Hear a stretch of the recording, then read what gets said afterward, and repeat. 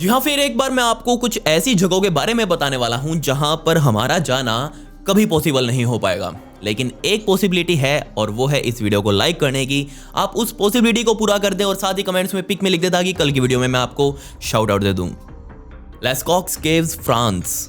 1940 सितंबर के महीने में एक 18 साल का लड़का अपने डॉग के साथ फ्रेंच टाउन ऑफ मोंटेना के बीच पर घूम रहा था और तभी उसका डॉग एक गहरे गड्ढे में जा गिरा। उसने तुरंत अपने कुछ दोस्तों को बुलाया था कि उसके डॉग को बचाया जा सके। इसी चक्कर में इस गड्ढे की वजह से वो एक गुफा में घुस गए और अंदर का हाल देखते ही उनकी आंखें फटी की फटी रह गई, क्योंकि इन लड़कों ने अनजाने में जो खोज की थी वो दुनिया की सबसे बड़ी आर्कियोलॉजिकल डिस्कवरीज में से एक है, जिसका नाम लेस्कॉक्स केव्स रखा गया है। ये गुफाओं का एक पूरा जाल है जो तकरीबन 75 एकड़ के क्षेत्र में फैला हुआ है, लेकिन जिसने सभी का ध्यान खींचा वो थी इन गुफाओं में बनी हुई 600 बहुत बड़ी बड़ी जानवरों की पेंटिंग्स। इसके अलावा यहाँ पर कुछ अनजाने पेड़ पौधे और कुछ अजीब निशान भी इन दीवारों पर बनाए गए हैं। जब वैज्ञानिकों ने यहाँ पर अपने टेस्ट किए तो ये सामने आया कि ये पेंटिंग्स तकरीबन 17,000 साल पुरानी हैं।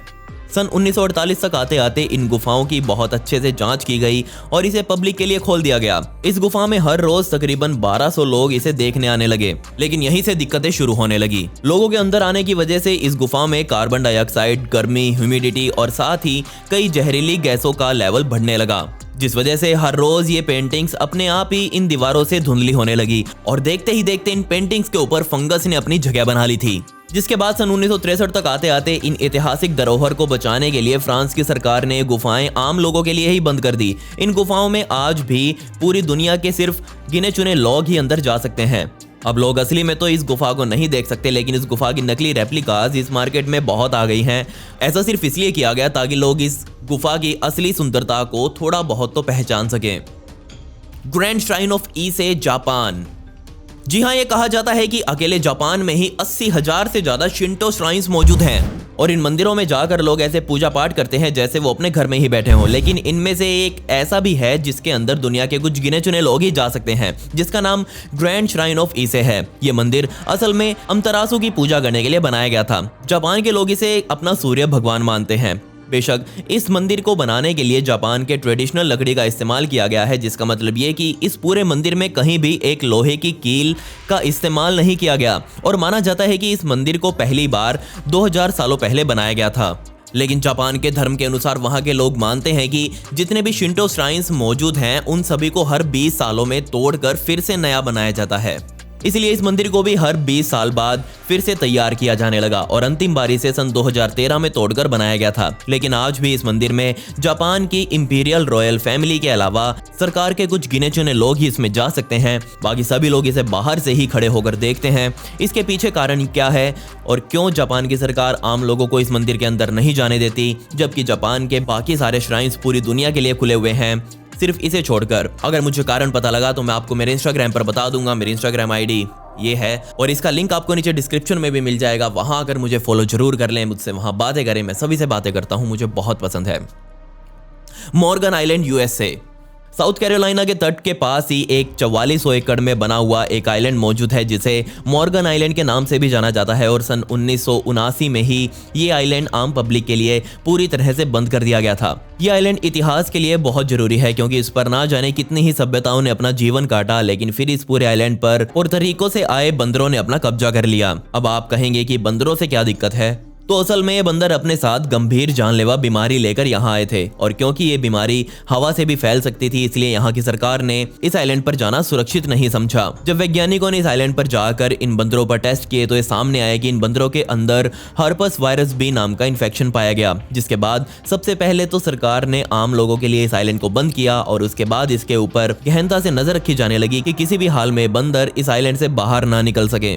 इस आइलैंड पर आज भी तकरीबन 3500 के आसपास बंदर मौजूद हैं। इस आइलैंड पर जाना कितना खतरनाक हो सकता है, इस बात का अंदाजा आप यहीं से लगा सकते हैं कि इस आइलैंड के पास ही मौजूद एक दूसरे तट पर सरकार द्वारा एक बिल्डिंग बनाई गई है और उस बिल्डिंग में मशीन्स लगाई गई हैं जो ऑटोमेटिकली ही इन बंदरों को खाना टाइम पर अपने आप पहुंचा देती हैं। जब भी कोई रिसर्च करने के लिए वैज्ञानिक इस आइलैंड पर जाता है तो वो यहाँ पर पैर रखने से पहले कई तरह की पीपीई किट्स पहनकर तैयार होता है और जब वो अपनी रिसर्च करके वापस आता है तो उसे सरकार द्वारा कम से कम 1 महीने के लिए बहुत सख्त क्वारंटीन में रखा जाता है। और अब आप सोच ही सकते हैं कि हम आम लोग इस आइलैंड पर क्यों नहीं जा सकते।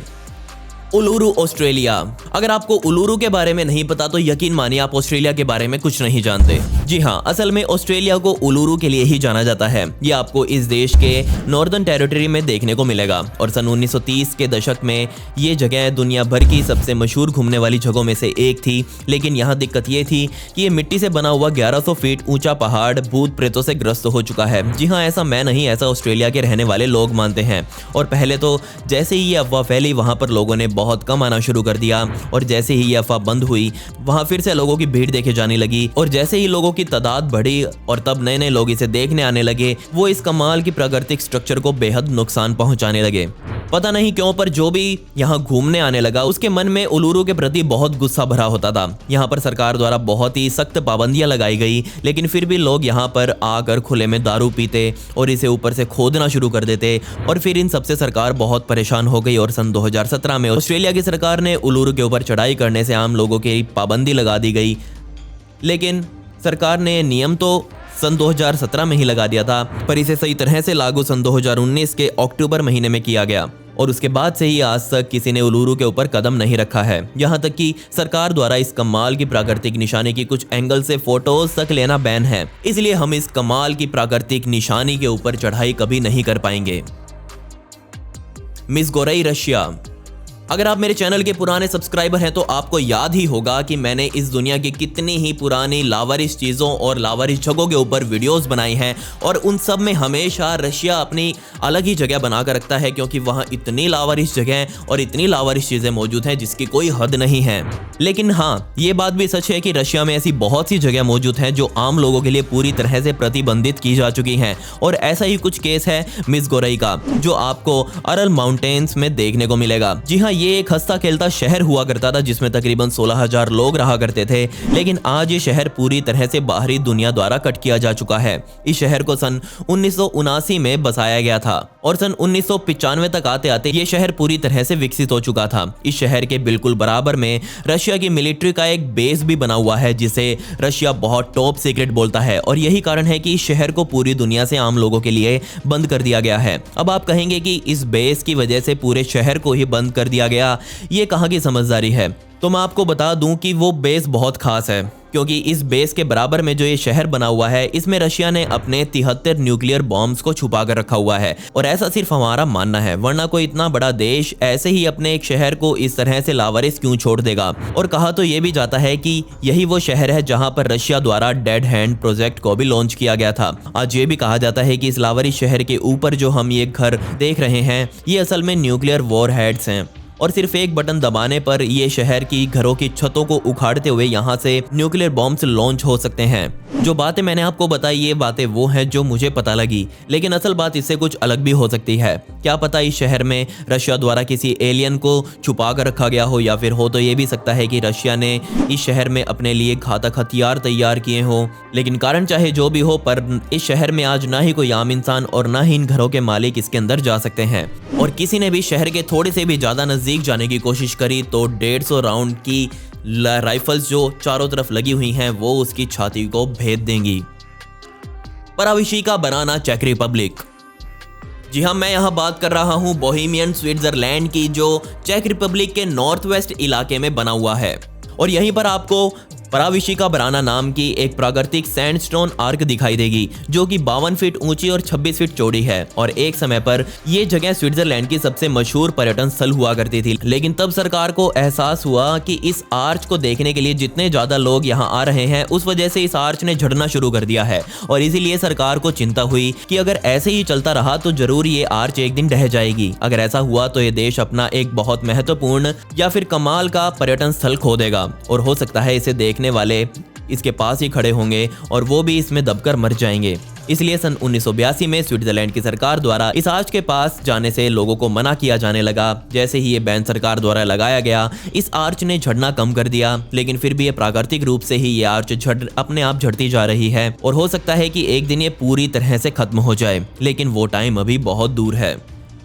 Heard island, Australia. बेशक इसकी देखभाल आज भी ऑस्ट्रेलिया करता है, लेकिन यकीन मानिए हर्ड आइलैंड और इसके साथ में बना एक और आइलैंड दुनिया के सबसे दूरस्थ इलाकों में से एक है। अगर आपको यहाँ जाना हो तो ऑस्ट्रेलिया के साउथ वेस्टर्न तट से तकरीबन 2500 मील तक किसी नाव से यात्रा करनी पड़ेगी और इसी हर्ड आइलैंड के बिल्कुल बराबर में आपको मैकडोनाल्ड आइलैंड मिलेगा और इसी मैकडोनाल्ड आइलैंड पर आपको ऑस्ट्रेलिया के दो सबसे बड़े और एकमात्र जीवित वोल्केनो दिखाई देंगे। एक जिसका नाम मॉनसून पीक है, वो ऑस्ट्रेलिया का सबसे ऊंचा पर्वत होने का भी खिताब अपने नाम रखता है। जी हाँ, इस पर्वत की ऊंचाई पूरे 9006 फीट की है। इन आइलैंड के चारों ओर तकरीबन 40 अलग अलग ग्लेशियर्स मौजूद हैं, जिस वजह से यहाँ पर आपको वो जानवर और पेड़ पौधे दिखाई देंगे जो पूरी दुनिया में आपको कहीं और नहीं मिलेंगे। बेशक ये एक वोल्केनो है और वो भी एक्टिव, लेकिन दिक्कत की बात यह है कि ये पर्वत पूरा चूना पत्थर से बना हुआ है और इसी वजह से ऑस्ट्रेलिया की सरकार आम लोगों को यहाँ पर नहीं जाने देती। वैसे भी एक तो ये आइलैंड इतनी दूर है कि यहाँ पर कोई छुट्टियां मनाने जा भी नहीं सकता और दूसरा सरकार ने यहाँ पर अपनी पाबंदी लगा दी है, अब तो वैसे भी कोई नहीं जा पाएगा। इसलिए आज कई दशक बीत चुके हैं जब हर्ड आइलैंड पर किसी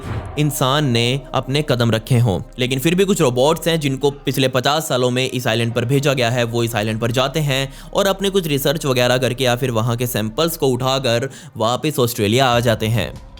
निहाऊ आइलैंड यूएसए। जी हाँ, अब मैं बात करने वाला हूँ हवाई आर्किपेलागो के 7वें सबसे बड़े आइलैंड जिसका नाम निहाऊ आइलैंड है, उसकी बात कर रहा हूँ। ये आइलैंड पूरे 69 स्क्वायर माइल्स के एरिया में फैला हुआ है। बेशक ये आइलैंड भी बाकी पूरे हवाई जितना ही खूबसूरत है, लेकिन आपको यहाँ कभी कोई इंसान चलता फिरता दिखाई नहीं देगा। अगर आपको ये आइलैंड पास से देखना हो तो आप सिर्फ हेलीकॉप्टर से ही ऊपर से इसे देख सकते हैं। और ऐसा नहीं है कि ये आइलैंड किसी तरह से खतरनाक हो या फिर इसमें कोई वायरस हो या फिर इसमें कोई वोल्केनो हो, बल्कि यहाँ तो एक खास तरह का पॉलिटिकल एग्रीमेंट आड़े आ जाता है, जिसकी वजह से इस आइलैंड के मालिकों द्वारा ऑथराइज्ड किए गए व्यक्ति ही इस पर जा सकते हैं। ये आइलैंड सबसे पहले एलिजाबेथ सिनक्लेयर को सन 1864 में किंगडम ऑफ हवाई द्वारा बेचा गया था और उस समय इस आइलैंड की कीमत सिर्फ $10,000 की थी, जो कि आज के तकरीबन $1,70,000 के बराबर है। और कमाल की बात यह है कि ये आइलैंड आज भी उस एलिजाबेथ की नई पीढ़ियों द्वारा ही चलाया जा रहा है। वो जिसे चाहते हैं वही इस आइलैंड पर जा सकते हैं।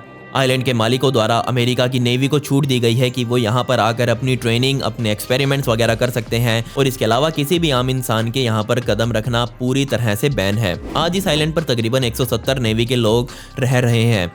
यहाँ पर किसी तरह की कोई इकोनॉमी लागू नहीं होती।